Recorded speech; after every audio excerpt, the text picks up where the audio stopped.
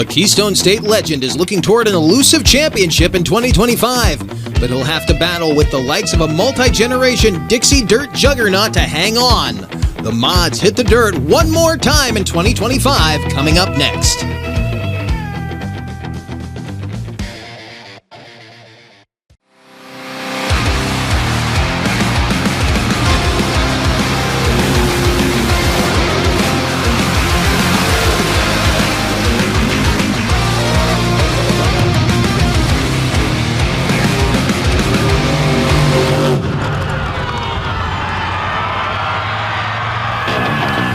Welcome for the final time to the farm fields of the Hoosier State, Lyons, Indiana, welcoming you to Wagler Motorsports Park for the 2025 MRA Championship Finals in the modified cut tire class. And leading the charge coming into this weekend is Keith Mitchell in the Magician, who won the first two rounds of this series. Round 3 went to Robert Gallagher, and round 4 went to Rick George. But Keith is battling with Justin George in Shoot to Thrill, who's had a fairly consistent season coming into this final round race. And round number 5, here's a look at the points coming into this final round. Keith Mitchell leading with 405 points. Justin George, though, is right on his heels and has a shot at the championship, but Mitchell would have to have a terrible showing. Knock on wood, nobody has that tonight, but this should be some competitive racing, although this track has been a little bit finicky with these guys, as it's got a very shallow bottom and a very hard bottom on it. As we bring our first competitor to the line out of House Springs, Missouri, this is Chris Bonneker in Havoc. Rolling into stage right now with a 705 cubic inch big block Chevrolet cast iron block with nitrous. Built by John Conkle. He lines up next to Red House, West Virginia's David French with a 672 cubic inch big block Ford powered Chevrolet. Engine built by VZ Race Engines out of West Virginia, and he was your 2021 Super Stock champion at the wheel of his unsociable attitude machine. Lined up right now next to Bonneker. Let's see what these guys are able to do with this track. This is going to give us a good indication, two very quick machines, as to what this track will hold.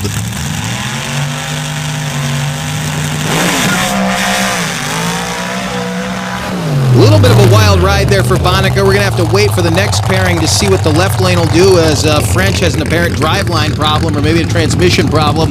A 268 with a 7 for Bonneker right from go will set the stage for the rest of the field. You see him purge the nitrous there on his way back down the warning lane toward the pits, but he exits very quickly. A clean run for the most part, but you can see they were definitely working for a living up there on the starting line. He and Havoc as he came over to the left-hand side of the track. Not bad considering some of what we've seen on the cut tires here this weekend, but there have been a fair share of casualties on this track. Great staff here, though, working with the MRA, trying to get it figured out. New track for them. This is a pulling track pickup typically, so this is a very hard-packed clay that they've tilled up here as another member of the Bonneker family rolls out. This is Wayne Bonneker out of St. Louis, Missouri, in self-inflicted.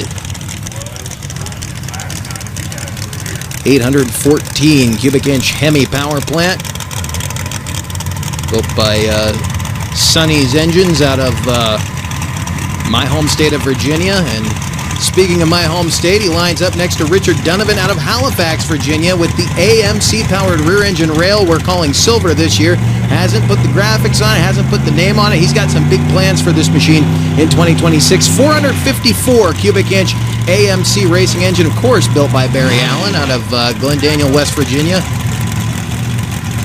See if they can get by the number posted by Chris Bonneker.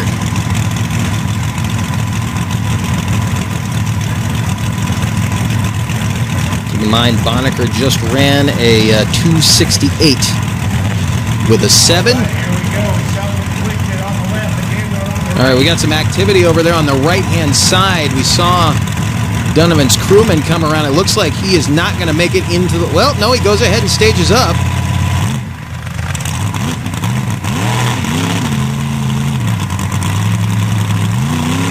All right, something wrong with Donovan. We're going to get a solo here from Wayne.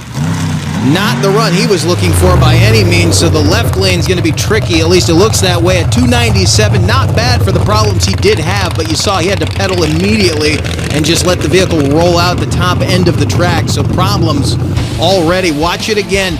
When he takes off, he's in those ruts. Front end picked up, the thing started skating around on him. He kept it right down the middle of the lane as he very wisely backed out of the throttle. You do not want to run over the timing equipment. If you hit cones, you'll get a DQ for that round, but if you run over timing equipment, not only will you get the DQ, you will lose 25 points and a wad of cash because they will charge you if you damage the timing equipment. Coming up next, looking for trouble, Daniel Carher out of Spalding, Nebraska. The rear engine rail built by Racing in the Dirt in 2022 lines up next to the Keystone Killer and your current points leader, Keith Mitchell in the Mudgician, the 960 cubic inch Sonny's power plant powered rear engine rail with the 4-stage nitrous system. And I've mentioned this before, normally aspirated, this engine will run around 2,000 horsepower, about 1,800, 1,850. With the nitrous injection, this thing is capable of over 3,000 horsepower out of that one solitary unit. So he is definitely tough when he can get it to hook up as he lines up next to Carher, who comes in here with the Ford-powered machine with the 632 cubic inch big block Ford power plant built by Tony Bischoff with the 300 shot of nitrous. He jumped up from a 552 cubic inch power plant.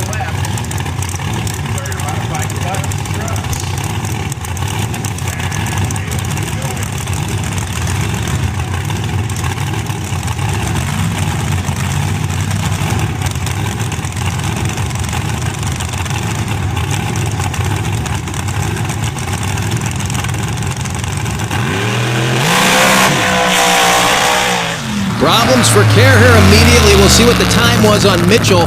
Not the cleanest run we've ever seen out of him, but it was fast. A 2:45 with a 1 will take him to the number 1 spot. So Mitchell probably not going to be pleased with that run. He's going to come back and try to go faster. Stay with us. More to come from Lyons, Indiana. The MRA Championship Series is brought to you by Speed Tech, Speed Wire Systems, Alki Digger, and George Grading and Hauling. Hey, welcome to Wildman Adventures. We're at the Silver Lake Sand Dragway.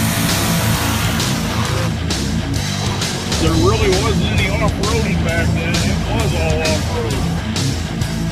We're on our way to Lima, Ohio. Got wooden wheels. Oh, it's slippery as all get out of. Hey, we're here with Rich Cummins. Hey, we're here with Mike Potter. Hey, we're here with Alan Pizzo. Gotta check it out.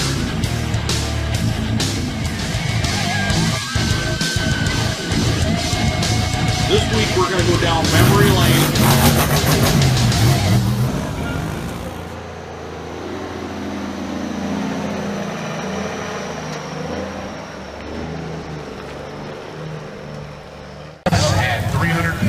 Back in the staging lanes on 200 feet of tilled pulling track here at Wagler Motorsports Park in Lyons, Indiana. Big thanks to the staff here at Lyons, keeping everybody well cared for. I mentioned some casualties in yesterday's action. Jamie Suter will not be making a run here. He popped a motor yesterday. Big fireworks show there, and waiting to see if Jesse Brown makes the call in loose cannon. He's on the docket right now, but he flipped yesterday in the OPS class. And here's the gentleman who tied for the win with Will Harrison and Will's blown machine in that class. Smoking Gun and Rick George, again, tied for the Outlaw Pro Stock Division win this year, and that'll be the last time that's possible.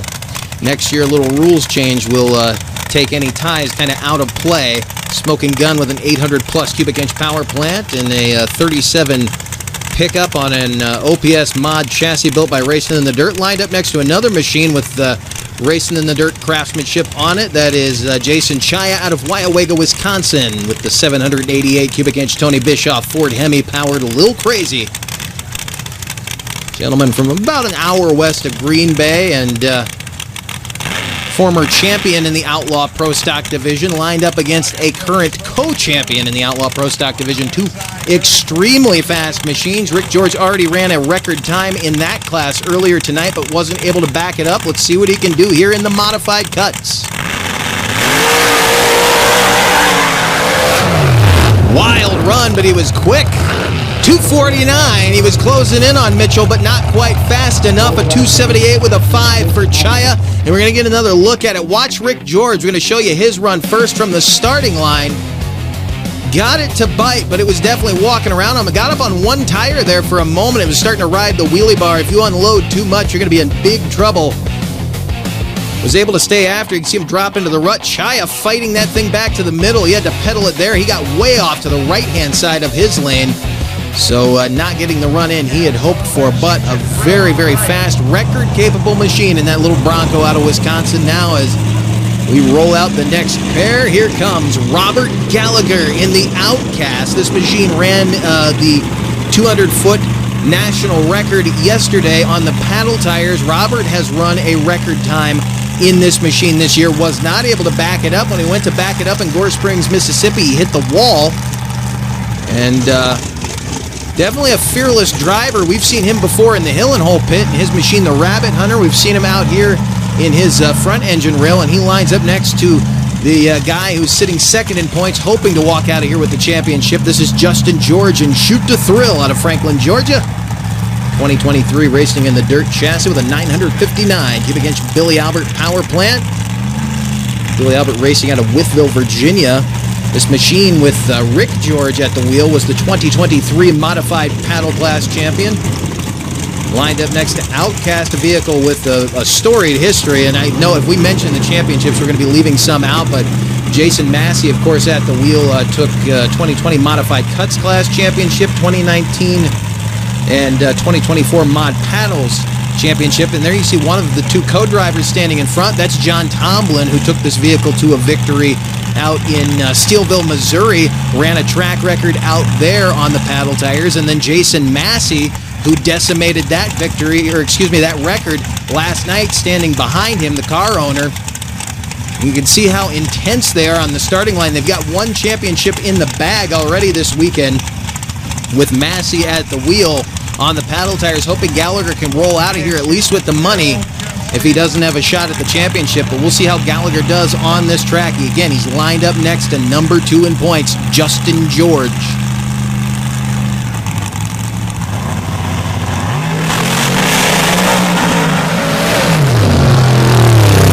Gallagher was all over the track. Still runs a 257.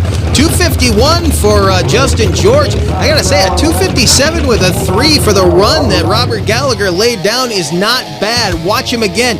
When he comes off the line, he is in all kinds of trouble. Gets up on the wheelie bar and unloads the chassis. And as I said, once you do that, you're in a world of trouble. He was able to keep the vehicle in the lane. That's good. He didn't cost himself any money or points with the timing equipment. Justin George, in the meantime, with a nice straight run. He was quick, but not quick enough. As we head back to the starting line, and the question has been answered. Would Jesse Brown roll to the line?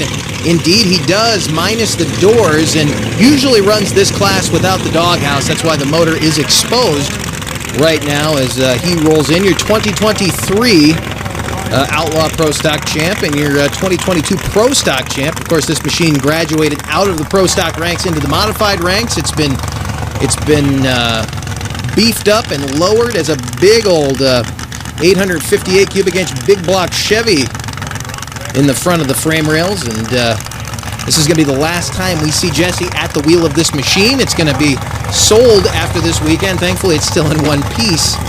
But he took a wild ride in the Outlaw Pro Stock division yesterday in the lane that he's currently staged in. There you see Caleb Dunsavage, who actually drove this machine once earlier in the year in this modified division.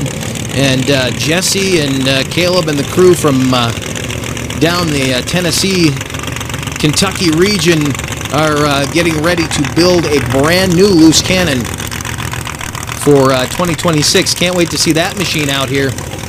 See the Dunsavage family on the line getting him staged up. But this was the action from last night. Watch this run. Jesse Brown in the near lane. That's what it looks like with the full body on it. He's staged next to David French, who also took a wild ride on this run. But keep your eyes on the orange Chevy in the near lane. Didn't cost himself any money there as he rolled the truck, but somehow managed to avoid running over the timing equipment. But he did dump it over on its roof, bent the hood up, damaged the doors and the roof. David French, you can see, got out immediately, ran over to check on him, and they just immediately righted the vehicle. Jesse was in there laughing and talking. A little bit embarrassed, maybe. Went over and got checked out by the EMTs. He was A-OK. Glad to see him walk away from that one. Kind of a slow rollover, but Jesse Brown definitely makes the highlight reel here in 2025. Now back on the line for a single. Sans the doors and the doghouse.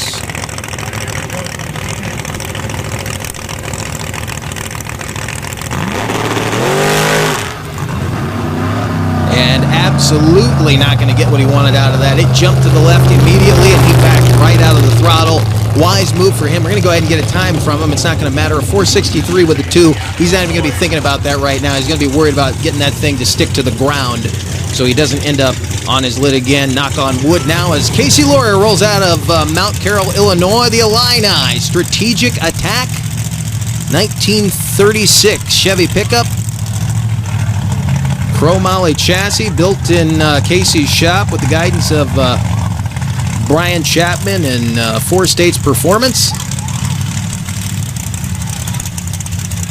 Very proud of this ride, and you look for big things from Casey in 2026. I can guarantee he is going to be a player in not only the modified cuts class, but in the Outlaw Pro Stock class. He has the potential to run in the modified paddle class as well if he wants to, with his massive nitrous-huffing 706 cubic inch VZ power plant that backfired right there. I was singing the praises of that thing, and he's got a problem right now. It looks like it loaded up on him, and then it burped. Hopefully it didn't do any engine damage. It looks like it just shut off. We're going to take a quick look while he gets refired there on the starting line. I don't know if they're going to let him pull forward or back off. We do hear power, but Keith Mitchell is currently leading the charge over Rick George and Justin George. Justin sitting just behind Keith right now. He needs to try to make that gain. Robert Gallagher, in spite of that wild ride, ends up in the number 4 position. So if Robert can straighten things out, he may be the man that spoils the party for everyone here tonight, driving Jason Massey and John Tomlin's second-rate race team Outcast. Right now, the story is Casey Laurier getting back into staging. Glad to see he got it fired back up.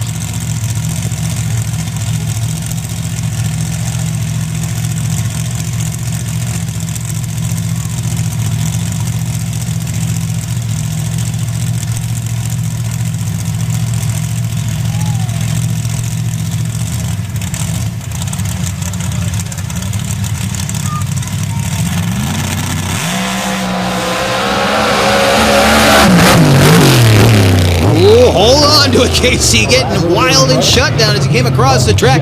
264 in spite of the problems, but that thing was rattling on down through there. He was skipping across those ruts. Watch him again. Vehicle bites into the starting line, and then he gets on top of those marbles down there.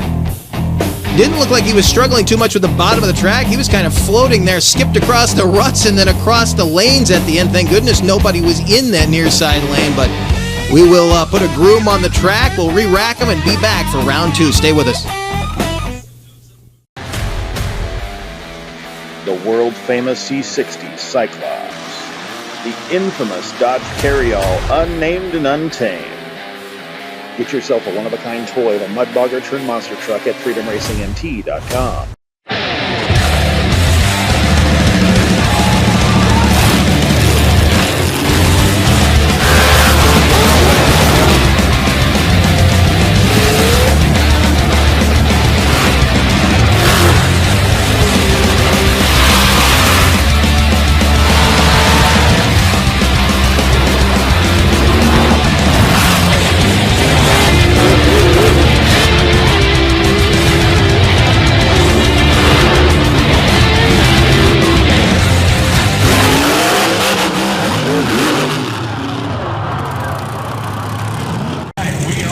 Welcome back to Lyons, Indiana, Wagler Motorsports Park. Right back to the line comes Casey Lawyer. Now, for you guys, it was rather instantaneous. For us here, it's been about an hour and a half since these guys have run, as we had some other classes run in between the modified cuts rounds. Keith Mitchell leading the charge still. You can see Casey Lawyer jumped up into the top 5 right before we went to break with that 264 with a 6, so he's going to try to outrun that now on the near side of the track. Keith Mitchell still leading the charge with the 245 with a 1.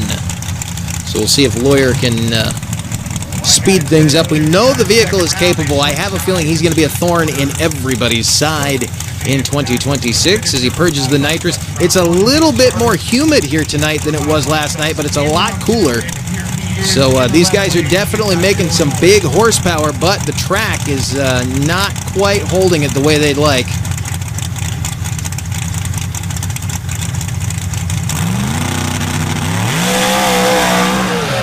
Nope, not going to work for him, boy. Checked up as it was getting sideways, had to get back on the throttle to regain control. 282 with a 7, not going to do it for the 36 Chevy here tonight. Lawyer will, for the moment, remain in the number 5 spot. Jesse Brown coming back to the line in loose cannon. Now, can he get a hold of this track on the right-hand side? We know the left lane is throwing curveballs right now. We've seen some wild rides off that right-hand side, but it really depends on how you have your suspension tuned and how you have that wheelie bar set. If you can get a hold of the track, you might be able to run a record time here tonight, but I don't know how much track is left right now after everything that's run here tonight. Remember, the open paddle class ran here earlier and really tore this place up. Let's see, Jesse Brown. This is the final run for Jesse Brown in this machine. Fingers crossed, knock on wood, whatever you want to say to keep this thing on all 4 wheels.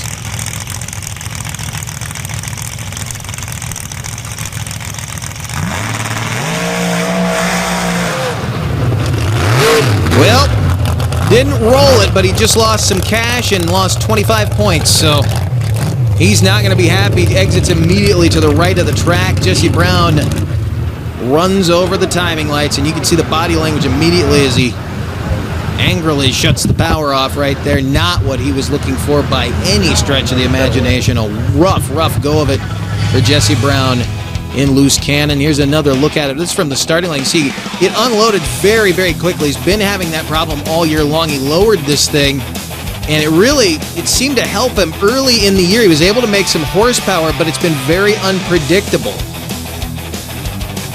When it bites, it's good. When it lets go, it unloads real fast. Watch it right here. Gets up, and immediately on the wheelie bar, it starts tracking on him to the center of the track.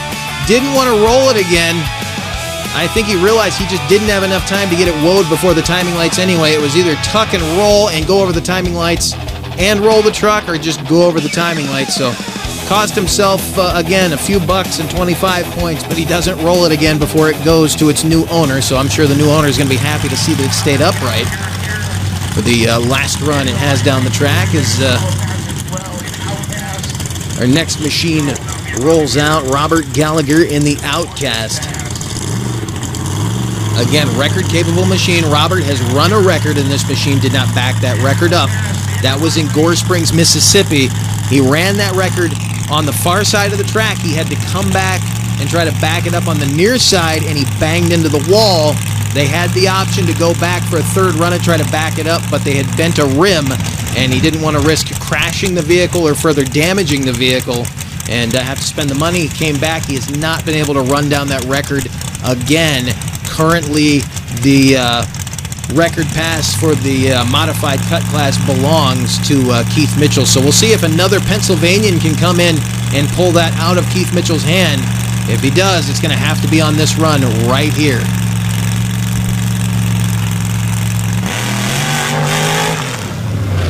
Oh, not going to happen on this night. He got over there near the timing lights too. I don't know if he ran over him or if he just got the cones. See, the track crew is headed that way right now to check it out. And the timing lights are still standing, so It's going to be a DQ, I believe, for hitting those 2 yellow cones, but he's not going to cost himself any cash or points, so he's going to remain where he is in the lineup for the night. That first run is going to have to hopefully stand, as he was in 4th in the on the leaderboard rolling into this second session in the modified cuts class. Look at him off the line. Same thing that happened to him in the first session, but it came around a lot quicker, and it came to the side he was lined up on. No margin for error, but good heads-up driving to keep it out of the timing lights. Didn't cost his team any money there, but unable to get a hold of the track on this night. And keep in mind, this vehicle ran a record pass and backed it up last night on the paddles, so different tire was able to get a hold of this track, but it's a different night too. There's more moisture in the soil, and it may not be equating to a better track in spite of what the hopes were for. But this crew, I've mentioned it before, I've mentioned it a few times this weekend, this crew here in Lyons, Indiana at Wagler Motorsports Park, I truly believe is destined to have one of the fastest tracks in the country, because they're really taking in what these machines need to get down this track in a hurry. You need that ripper in there to till that loam up and get about at least a foot deep, if not more, to give these guys something to roll in. You see them roll in and kind of pack that starting line down. They want that clumpiness in the soil, but you don't want to pan on the bottom, because when you get down to the bottom and then hop back up on those marbles, it unloads the chassis and it goes whichever direction it wants to go. It depends on which tire is on the ground. When those big rear tires hook up, they will point and shoot. Then you are in big, big trouble. Right now, as Keith Mitchell looks to try to stay on top. Right now, he's looking like he's in good shape at a 245 with a 1. I don't think there's anybody really left that can take a heavy-duty shot at him in the points. We'll see if he can roll out of here with the money and the championship here on the night, but it looks like Mitchell has wrapped up the championship. We'll wait and see.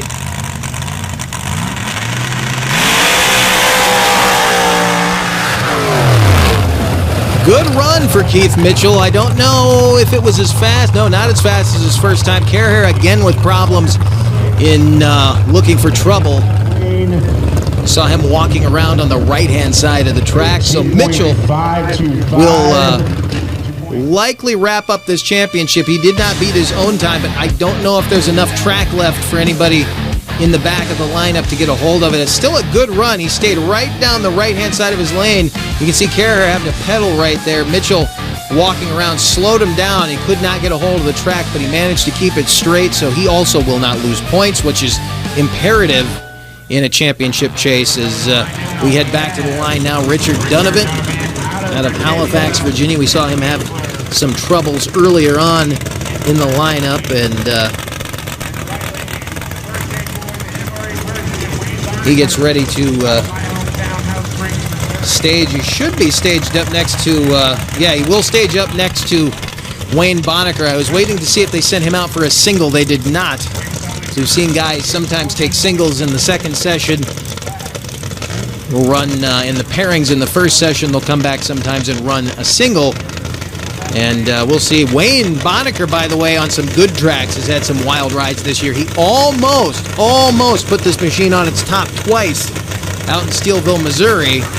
And that was a wild, long shutdown area. This is another place with a lot of shutdown, so you're able to drive it out. That's one good thing about these big, long shutdown areas. You can get back on the throttle. You got room to kind of walk left and right if the machine starts skating. But in the lanes, there is no margin for error.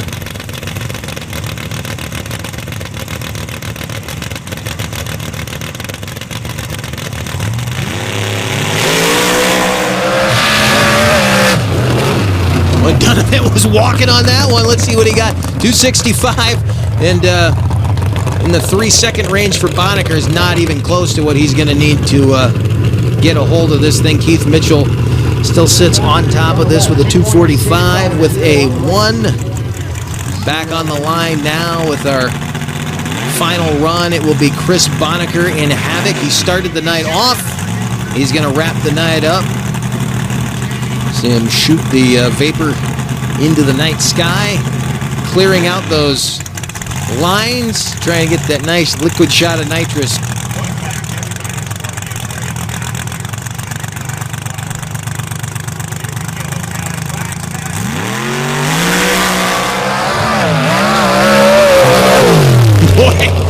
was walking on the wild side. Still got down there pretty good. 276 for Bonnecker. Not the run he was looking for.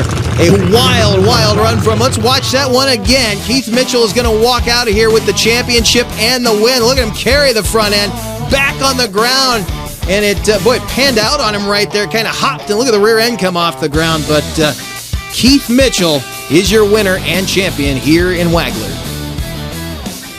Keith Mitchell, points and race win tonight. Had to feel good fighting through ruts with a hard bottom, but different, better night tonight in some ways, but still trying to find the track out here. Yeah, the track was very tricky, treacherous. I mean, there was a lot going on with that track. It was tough to tame, we'll put it that way, and we were fortunate to get a couple straight passes, unlike a lot of our competitors. So it was an ugly win, but it was a win, and to take the championship finally was a long time coming. So we were very happy.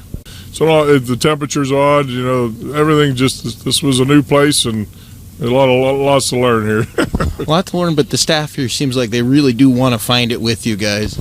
Yeah, no, I can't. You can't say enough about Jeremy and his crew. They did everything they could to give us what we needed, and like I say, it was a new track, so there was a lot to learn on how to fix it and work it and everything else. So, no, it was a great weekend. It's a beautiful facility. I hope they have us back so we can keep racing here. Competitive year, you get it in 2025, and can't wait to see you to try to defend it 26. Yep, absolutely. We'll hopefully be back stronger. All right, congratulations, Keith. Thank you. Keith Mitchell hanging on for his first MRA championship, I do believe. Finally got that elusive championship under his belt on the cut tires. We'll see if he can grab both of them next year in 2026. The Keystone Killer looking a little tired here tonight. I know he don't like me saying that, but it's always good to see Keith out running hard with the MRA. We thank you for joining us, and congratulations to all our champions and winners from the 2025 season. We cannot wait to see you in 2026 with the MRA Championship Series. Keep an eye out for dates coming to a track near you. We will see you in 2026.